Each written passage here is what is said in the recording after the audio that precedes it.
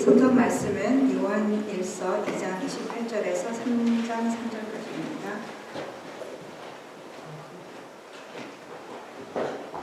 자녀들아 이제 그의 안에 거하라. 이는 주께서 나타나신 바 되면 그가 강림하실 때에 우리로 담대함을 얻어 그 앞에서 부끄럽지 않게 하려 함이라. 너희가 그가 의로우신 줄을 알면 의를 행하는 자마다 그에게서 난 줄을 알리라. 보라, 아버지께서 어떠한 사랑을 우리에게 베푸사 하나님의 자녀라 일컬음을 받게 하셨는가. 우리가 그러하도다. 그러므로 세상이 우리를 알지 못함은 그를 알지 못함이라. 사랑하는 자들아, 우리가 지금은 하나님의 자녀라. 장래에 어떻게 될지는 아직 나타나지 아니하였으나 그가 나타나시면 우리가 그와 같을 줄을 아는 것은 그의 참 모습 그대로 볼 것이기 때문이니 주를 향하여 이 소망을 가진 자마다 그의 깨끗하심과 같이 자기를 깨끗하게 하느니라. 아멘. 이 강단에 또 새로운 것이 등장했습니다. 드럼이 등장했죠. 우리 폴이 두 명이기 때문에 큰 폴이 오늘부터 드럼을 연주합니다. 하나님께서 또 우리 청년을 통해서 저희 예배의 역동성을 주기를 계속해서 기도해 주시고 또 열심히 참여한 우리 청년들을 위해서 주일학교 아이들을 위해서 또 기도해 주시고 수고하신 우리 찬양팀을 위해서 계속 기도해 주시길 바랍니다. 오늘 처음 얘기하는 얘기가 사실 음악에 대한 얘기예요. 처음에 예화로 드린 말씀이 도널드 위튼이라는 남침예 신학교 교수가 쓴 영적 훈련이라는 책에 나오는 그 이야기입니다. 8살짜리 꼬마에게 케빈이라는 아이가 부모의 권유로 기타를 배우기 시작했습니다. 저희 큰 아들도 기타를 치고 있는데 어렸을 때부터 기타를 배웠었어요. 그런데 그 아이가 부모의 권유로 부모의 강요에 못 이겨서 하고 있었어요. 친구들은 항상 학교에서 돌아오면 밖에 나가서 놀고 있는데 이 케빈은 밖에 나가서 야구도 못하고 놀지도 못하고 기타만 치고 있었습니다. 그런데 어느 날 이 케빈에게 천사가 찾아왔어요. 그래서 이 천사가 환상 가운데 이 케빈을 공중으로 탁 데리고 카네기홀로 데리고 갔습니다. 카네기홀에 딱 가보니까 아주 기타를 잘 치는 베테랑 기타 연주자가 마치 공연을 하고 있었어요. 기타 연습에 너무 진저리가 나 있던 케빈은 그의 아름다운 모습을 보고 너무나 놀랐고 그 음악에 빠져들어가고 있었습니다. 왜냐하면 그 연주의 손가락은 자기 손가락하고 너무나 달랐어요. 그래서 저희가 보통 뭐라고 부릅니까? 손가락이 안 보인다고. 이렇게 기타를 너무 빨리 치면, 피아노를 빨리 치면 기타가 손가락이 안 보인다고 이렇게 표현합니다. 아마 그 연주자는 진짜 손가락이 안 보였던 것 같아요. 손가락이 기타 위에서 막 춤을 추듯 아주 유연하게 움직이고 있었습니다. 그리고 그의 손가락을 통해서 아주 복잡한 음악이 아름다운 선율로 향기처럼 그 홀을 가득 채우고 있었어요. 이 꼬마 케빈은 그 연주자의 연주에 아주 매료되었습니다. 그때 천사가 물었습니다. 케빈, 너 어떻게 생각하니? 케빈은 놀란 표정으로 천천히 입을 떼어서 대답을 했습니다. 와, 정말 놀라워요. 저도 그렇게 치고 싶어요. 그러자 환상은 사라지고 천사는 다시 케빈을 거실로 데리고 왔습니다. 케빈, 내가 지금 막 본 그 연주자는 몇 년 후에 바로 너야. 케빈은 놀랐어요. 그런데 그렇게 되기 위해서는 그냥 된 것이 아니고 매일 열심히 연습을 해야 해. 그 순간 천사는 사라졌습니다. 거실에는 케빈 혼자만 남았어요. 그러면 이 케빈의 태도는 어떻게 변하겠습니까? 이제까지 억지로 했던 그 연습이 어떻게 달라지겠어요? 많이 달라졌을 것입니다. 몇 년 후에 자신의 모습을 기대하고 소망하면서 연습을 할 것입니다. 왜냐하면 케빈의 기타 연습은 이제 방향과 목표가 생겼기 때문에 그래요. 저희 신자들도 마찬가지입니다. 이 땅에서 예수님을 믿고 구원받았는데 저희가 목표와 방향이 없으면 이 땅에서 하는 여러 가지 우리의 경건한 삶, 의로운 삶이 어떤 때는 의무처럼 느껴지고 고된 고역처럼 느껴질 때가 있어요. 그렇지만 우리가 장차 우리가 취해야 될 그런 소망에 대해서 분명히 안 들면 우리가 매일매일 걷는 삶의 의미가 달라지고 방향성이 확실해진다는 말씀이 오늘 짧은 말씀이지만 요한 사도가 한 말씀에 기록이 되어 있습니다.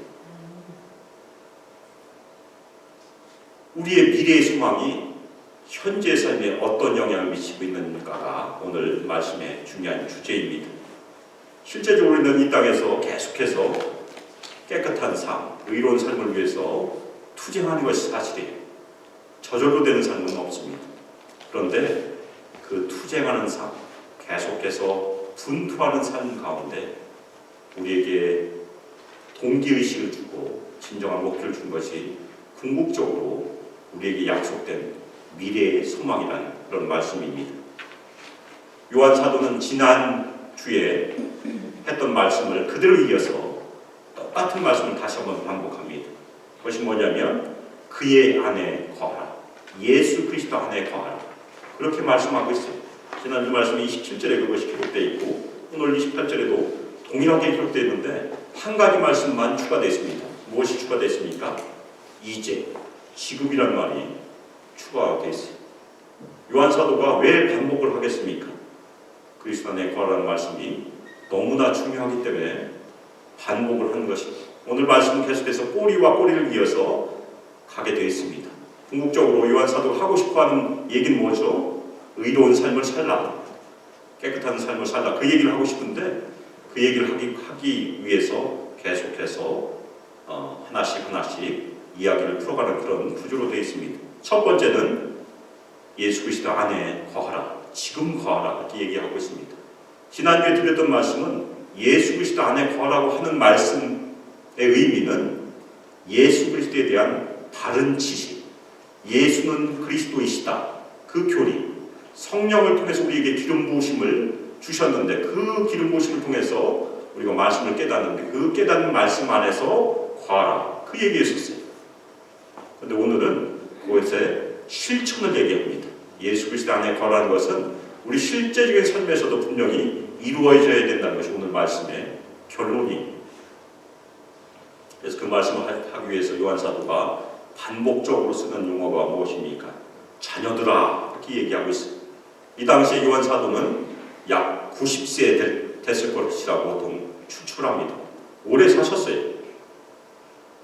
자신이 하나님의 은혜 가운데 90세 됐을 때 자신이 복음으로 나왔던 1세대, 2세대, 아마 3세대까지 있었지 않았을까 이렇게 추측해 봅니다.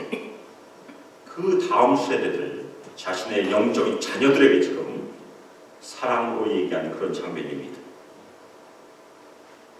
반복해서 얘기하는 것이 바로 그의 안에 거하라.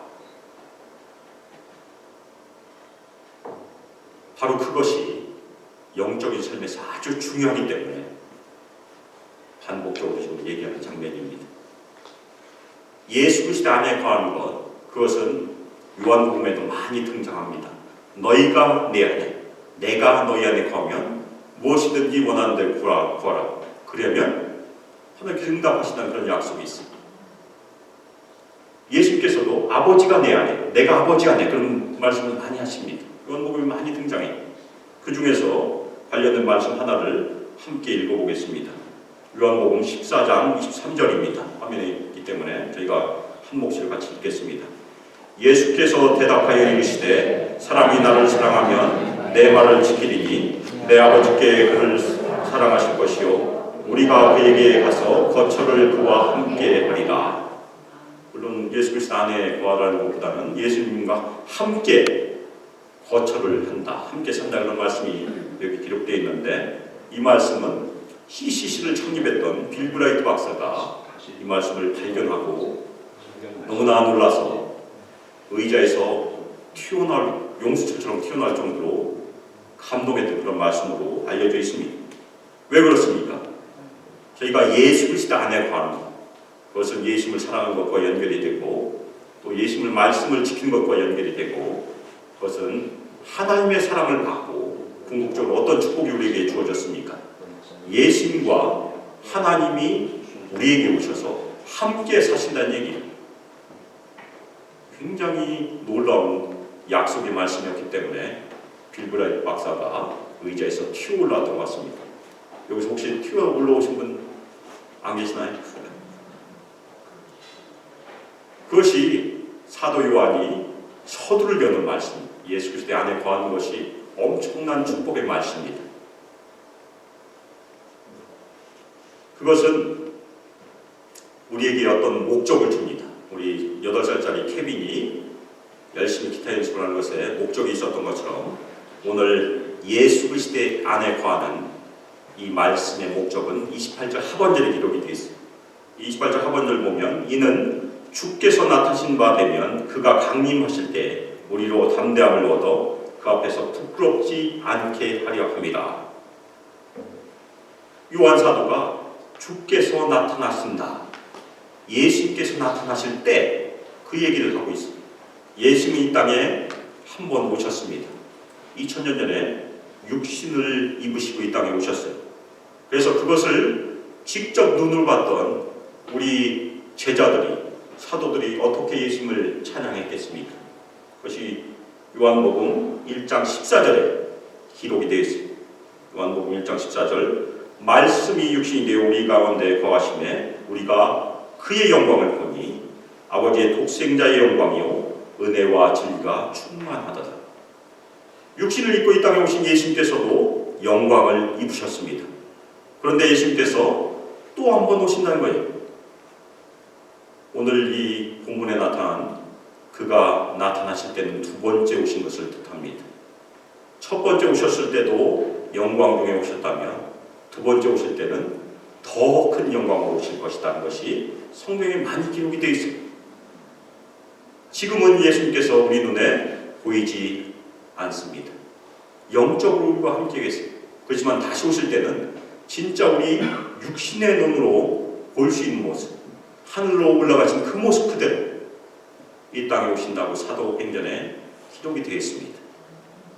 어떤 모습으로 오실까? 저희가 늘 그것을 소망으로 사는 것이 신자들이 이 땅에 사는 예수님의 재림을 기대하는 삶입니다. 특별히 28절에 보면 그가 강림하실 때, 저희 성경에는 이렇게 아주 여러 개의 단어로 되어 있지만 원래 원어는 한 단어예요.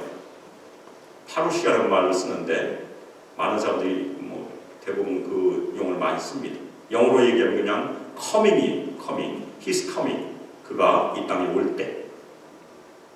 그런데 이 말, 오신다는 말, 강림이라는 말 자체는 원래 왕이 어느 지역을 방문했을 때 축하와 기쁨으로 방문한다는 그런 말입니다.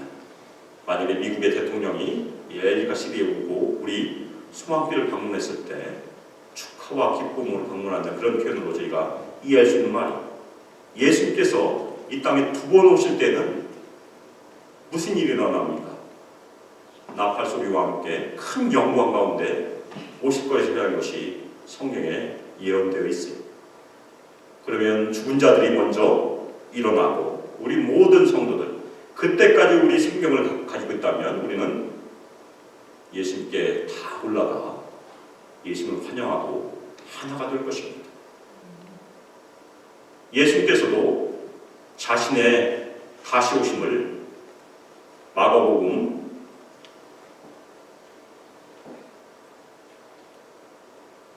다음 슬라이드 그 말씀이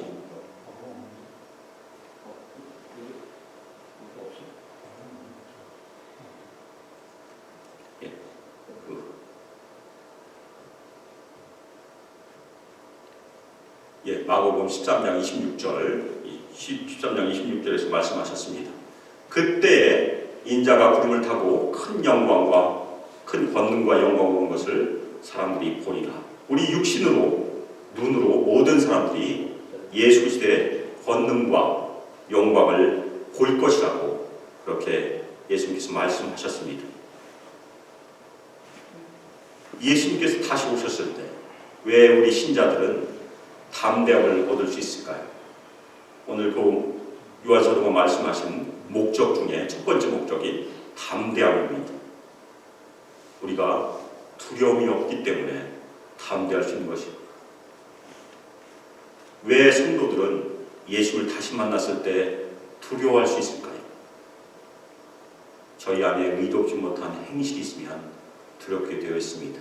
만일 우리 성도들이 하나님 앞에 예수 그리스도 앞에 부끄러울 것이 없으면 우리는 담대하게 되어 있어요. 그래서 그 다음에 바로 이어진 말씀, 그 앞에서 부끄럽지 않게 하려는 말씀과 담대함이 그대로 연결되는 것입니다.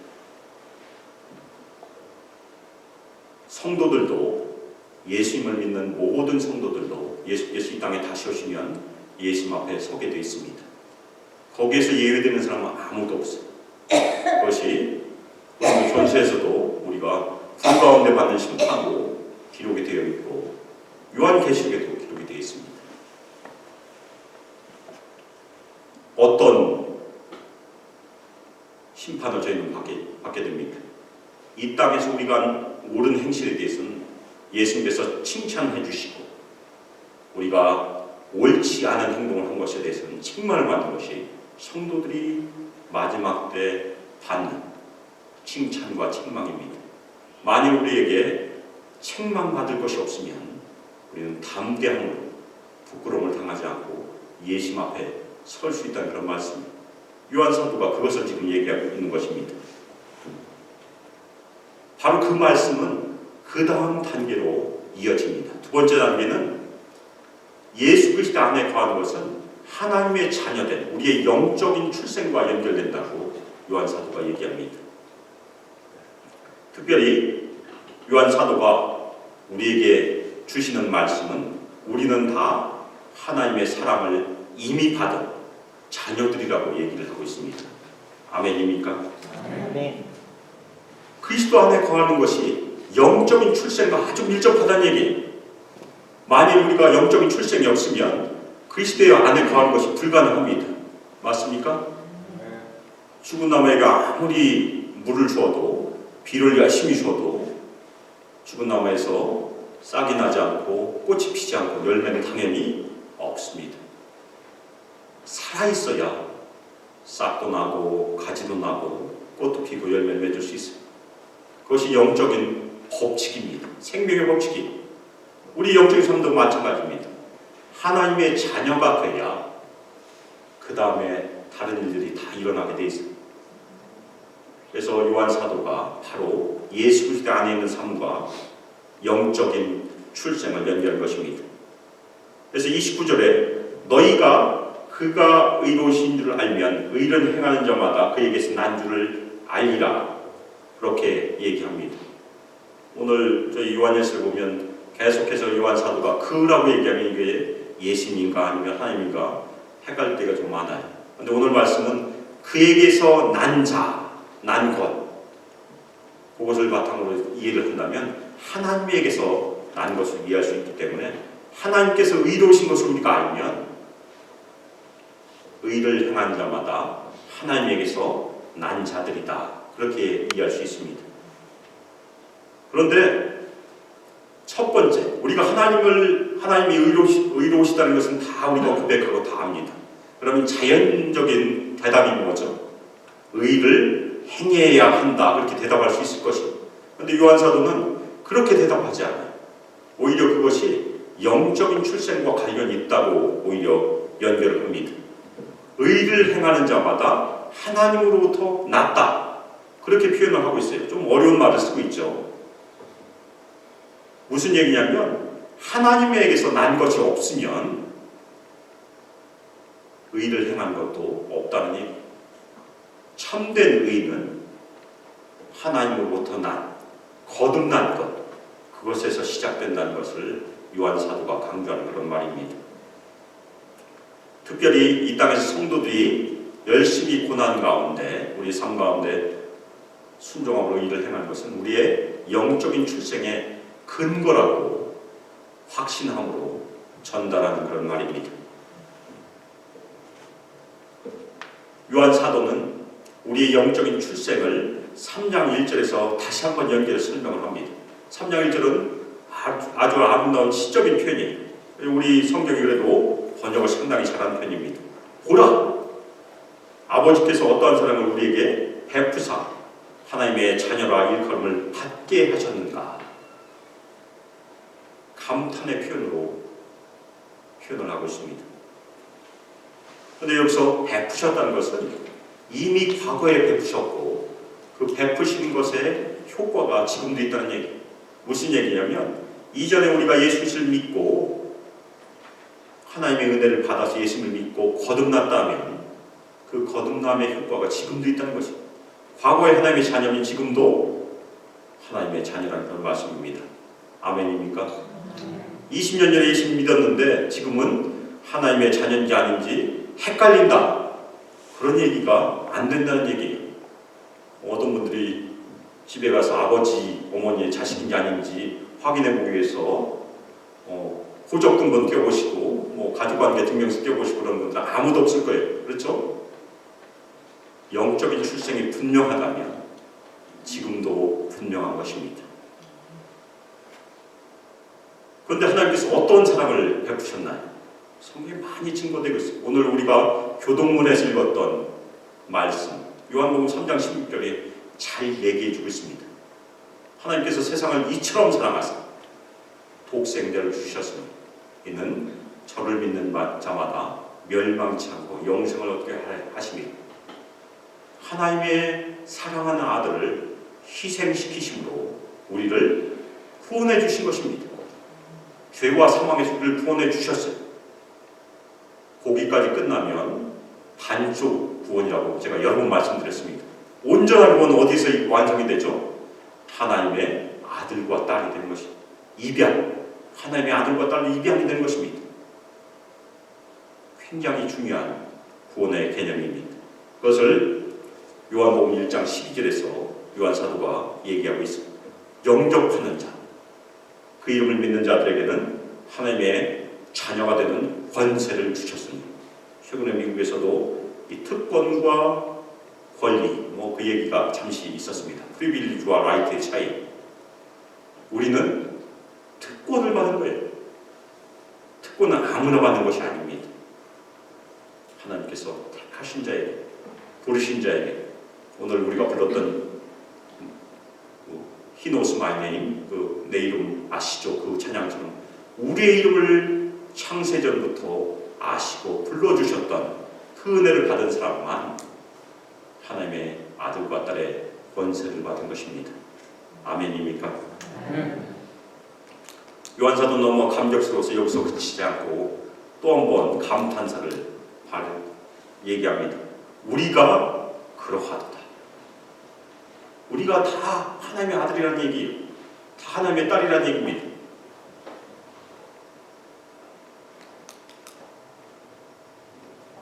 한 번 태어났으면 다 하나님의 자녀입니다. 그런데 그 영적인 출생의 증거가 또 하나 있습니다. 이 세상은, 하나님과 족대진 세상은 영적인 출생으로 태어난 하나님의 자녀들을 좋아하지 않아요. 미워한다고 얘기합니다. 왜 미워하겠습니까? 예수님께서 요한복음에서 말씀하셨어요. 너희들을 미워하는 중요한 이유는 세상이 먼저 나를 미워했기 때문이라고 얘기하고 있습니다.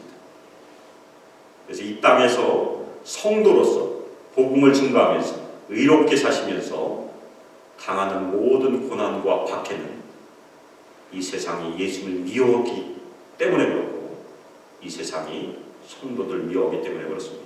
오히려 그것은 저희의 신앙을 증거해주는 확신이기 때문에 예수님의 말씀처럼 저희가 박해를 당하고 어려움을 당하고 우리는 기뻐할 수 있다는 그런 말씀입니다. 그래서 늘 어려움 가운데서도 환난 가운데서도 기뻐하시길 예수 그리스도의 이름으로 부탁드립니다. 첫 번째는 예수 그리스도의 안에 있는 것, 두 번째는 영적인 출생, 하나님의 자녀된 것 말씀드렸는데 세 번째 말씀은 하나님의 자녀됨은 우리의 미래의 소망과 연결이 되어야 된다고 요한사도가 얘기하고 있습니다. 우리의 미래의 소망이 무엇입니까? 요한사도가 우리들은 장래 예수 그리스도와 같을 것이다 그렇게 얘기를 하고 있습니다. 요한사도는 우리 신자들의 하나님의 자녀임을 확신시켜 준 다음에 우리의 장래에 대해서 얘기를 하고 있는 것입니다.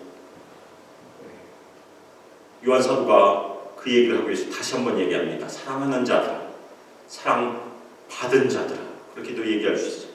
우리가 지금은 하나님의 자녀라. 지금은 하나님의 자녀입니다. 이 사실에 대해서 의심하고 있는 분들이 없으시라 믿습니다. 혹시라도 이 사실이 마음에 받아들여지지 않으면 저에게 개인적으로 꼭 말씀해 주시기 바랍니다.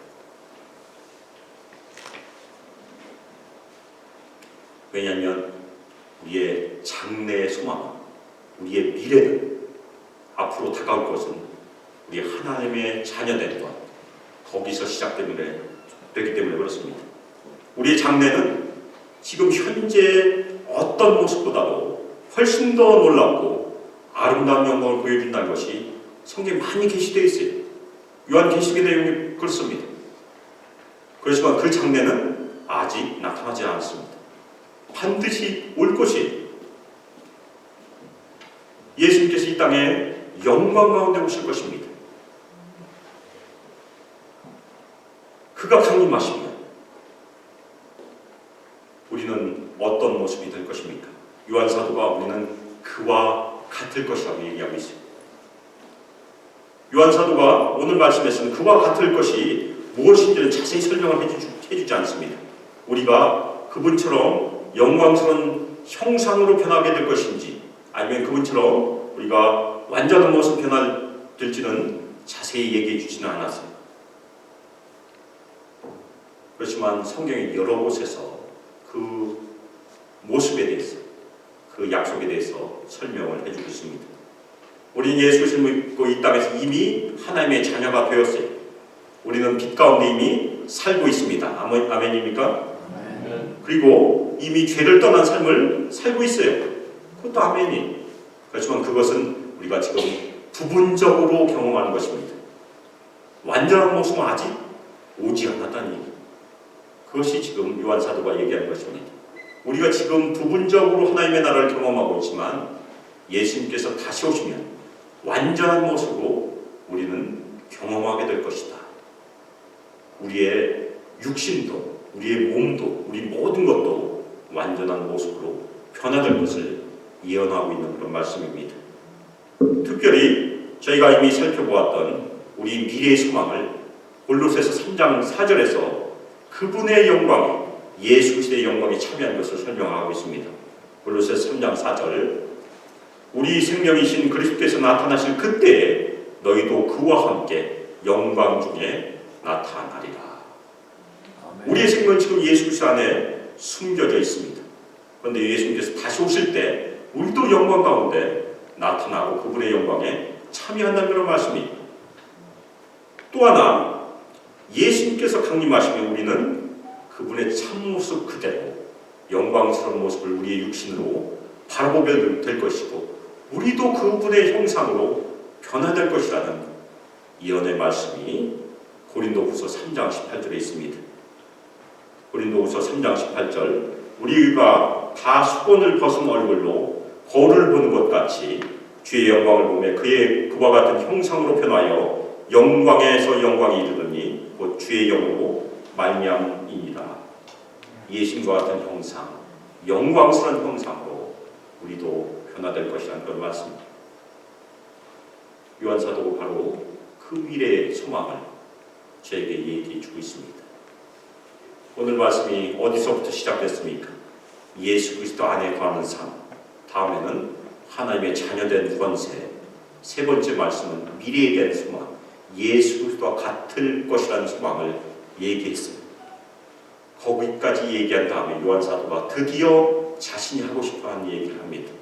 3장 3절 말씀이 예수 그리스도의 깨끗하심 같이 너희도 자신을 깨끗하게 하라. 요한사도는 처음에 이걸 얘기하고 싶었던 것 같아요. 그런데 그 얘기를 하기 전에 논리적인 순서가 더 중요했다는 것입니다. 무슨 얘기냐면 우리가 의로운 삶을 너무 강조하고 그것만 강조하다 보면 저희가 오히려 부담만 늘어나게 돼 있습니다. 그렇지만 요한 사도는 우리의 신분이 무엇이고 우리의 장래 소망이 무엇이고 그것을 먼저 얘기하고 그 말씀 가운데 우리에게 의로운 삶을 제시하고 있는 그런 내용입니다. 이것을 우리가 경건의 훈련이라고 불러요. 이 경건의 삶은 우리에게 의로운 생활로 우리를 이 땅에서 인도하고 천국에서도 계속해서 우리를 의로운 삶을 이끌 것입니다. 운동선수들이 매일매일 땀을 흘리면서 아주 단순한 훈련을 많이 해요. 축구선수가 열심히 공을 차고 드리블하고, 농구선수도 열심히 드리블하고, 마이클 조단이 열심히 덩크슛 놓는 것을 몇 번 정도 연습할까요? 수도 없이 연습할 것입니다. 어떤 축구선수가 공 차는 것을 1000번 연습한다는 얘기를 들은 적이 있습니다. 연주자들이 매일 시간을 많이 들여서 하는 연습 중에 음계 연습, 스케일 연습이라고 하죠. 저희 큰 아들도 기타를 치고 있었기 때문에 매일 하는 것이 도레미파솔라시도, 도레미파솔라시도를 반복적으로 음계를 바꿔가면서 처음엔 천천히 했다가 빠르게 했다가 많이 합니다. 왜 그렇게 하겠습니까? 열심히 연습을 하면 자유를 얻을 수 있어요. 운동선수들이나 연주자는 똑같습니다. 제가 언젠가 저희 큰아들한테 물어봤어요. 기타를 어떻게 하면 잘 칠 수 있냐 그랬더니 열심히 연습하다 보면 한계가 올 때가 있대요. 그거만 넘으면 잘 친다. 저는 거기까지 가지 못했다는 것입니다. 많은 사람들이 거기서 대부분 포기해요. 그런데 진정한 자유는 하나님께 주신 우리 소망대로 우리가 이 땅에서 반복적으로 경건의 훈련을 하고 의로운 삶에 우리 자신을 헌신할 때 성령 안에서 이루어진다는 그런 말씀입니다. 우리가 그것만을 강조하면 부담이 되지만 꼬마 케빈에게 천사가 이 얘기해 주었던 거죠. 요한 사도가 우리에게 얘기해 주었던 거죠.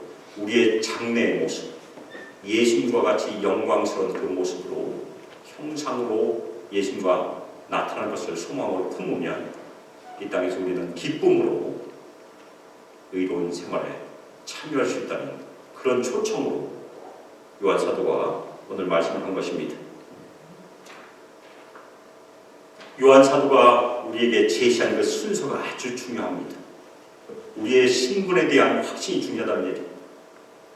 하나님께서 우리의 이름을 아신다는 그 확신이 중요하다는 말씀입니다. 우리가 예수 그리스도의 안에 있고 하나님의 자녀임을 확신할 때 우리는 미래의 소망을 가지게 되는 것이고 그것의 결과로 계속해서 우리 자신을 깨끗한 삶으로 거룩한 삶으로 하나님께 드릴 수 있다는 것입니다. 이 순서가 바뀌면 계속해서 의무가 늘어나게 되어 있습니다. 열심히 거룩하게 살아야지. 아무리 거룩하게 살아도 생명이 주어지지 않으면 우리는 미래의 소망도 가지지 못하는 것이고 하나님의 자녀도 안 되는 것이고 예수 그리스도 안에 거할 수가 없습니다. 오늘 이 순서, 요한 사도가 제시한 그 순서가 굉장히 중요하다는 것을 다시 한번 말씀드리겠습니다. 하나님께서 우리에게 새로운 생명을 주셨다. 우리는 예수와 같은 것에 대한 미래의 소망을 품을 것이고 그 소망으로 이 땅에서 매일매일 우리 삶을 의롭게 하나님께 드릴 수 있다는 그런 말씀이에요. 그것을 위해서 이 땅에서 우리는 늘 기뻐함으로 계속해서 삶을 하나님께 드려야 합니다. 특별히 저희가 늘 기도해야 될 제목이 무엇이 있겠습니까? 오늘 우리에게 제시한 말씀처럼 하나님의 사랑이 더욱더 우리 안에 충만해지기를 계속해서 기도해야 됩니다. 그 말씀이 고린도전서 14장 1절에 기록이 되어 있습니다. 사도 바울이 12장 맨 마지막 절에 너에게 제일 좋은 길을 보여준다고 얘기하고 난 다음에 한 말씀이 은사에 대한 말씀이에요. 고린도전서 13장은 은사에 대한 말씀입니다. 그 말씀을 다 끝내고 은사를 받을 수 있는 제일 좋은 길을 드디어 제시하는데 맨 처음 말씀이 사랑을 추구하며, 옛날 번역에 사랑에 따라 구하라고 되어 있는데 그 번역이 약간 잘못되어 있고 다시 잘 번역을 했습니다. 사랑을 추구하며 하나님의 사랑을 계속해서 우리가 추구해야 된다는 그런 말씀입니다. 특별히 예수 그리스도의 사랑으로 충만함을 입기 위해서 계속해서 기도하시길 예수 그리스도의 이름으로 부탁드립니다. 그것이 저희가 이 땅에서 영적인 삶을 더욱더 풍성히 누리며 미래의 소망을 더 분명히 할 수 있는 그런 중요한 길입니다. 우리는 이미 예수를 믿었고 이미 하나님의 사랑을 받았고 예수 그리스도 안에 거하고 있습니다. 아멘입니까? 그것을 확신하신다면 예수님께서 우리의 영적인 눈을 더 확실하게 뜨게 해주셔서 다시 오실 예수 그리스도를 바라볼 수 있도록 계속해서 기도로 예수께 나가시기를 예수 그리스도의 이름으로 축복합니다. 그리고 저희가 그분을 다시 만날 때 그분과 같을 것임에 대한 미래의 소망을 분명히 가슴에 새기시기를 예수 그리스도의 이름으로 축복합니다. 예수 그리스도 안에 있다는 그 확신, 하나님의 자녀됨의 확신, 그리고 예수님과 같아질 것이라는 그 미래에 대한 소망이 우리의 매일매일의 거룩한 삶에 그리고 의로운 삶에 하나님의 축복으로 함께하기를 예수 그리스도의 이름으로 축복하며 기도합니다. 오늘 드린 말씀 순서를 기억하시면서 예수 그리스도 안에 있는 것, 하나님의 자녀됨, 그리고 예수 그리스도와 같게 될 미래의 소망, 그리고 우리의 의로운 삶, 이 순서를 생각하시면서 하나님께서 우리에게 은혜를 베푸셔서 특별히 우리가 하나님의 자녀됨을 분명히 확신하고 미래의 소망을 가지고 매일매일 우리의 삶을 거룩한 삶을 하나님께 드릴 수 있도록 우리 모두를 축복하여 주시고 우리 수목교회를 축복하여 주시길 시간 합심해서 기도하겠습니다. 이제는 주 예수 그리스도의 은혜와 하나님의 사랑과 성령 하나님의 교제 가운데 이 땅에서 늘 예수 그리스도 안에 거하며 하나님의 자녀됨을 늘 확신하며 주께서 저에게 베푸신 미래의 소망 예수 그리스도와 같게 될 것임을 늘 마음에 새김으로 다시 오실 예수 그리스도를 바라봄으로 이 땅에서 의로운 삶, 깨끗한 삶을 하나님께 드리기를 소망하며 결단하는 저희 수망교회 성도들 위해 하나님의 아들과 딸들 위해 함께하기를 주 예수 그리스도의 이름으로 축복하며 기도합니다. 아멘.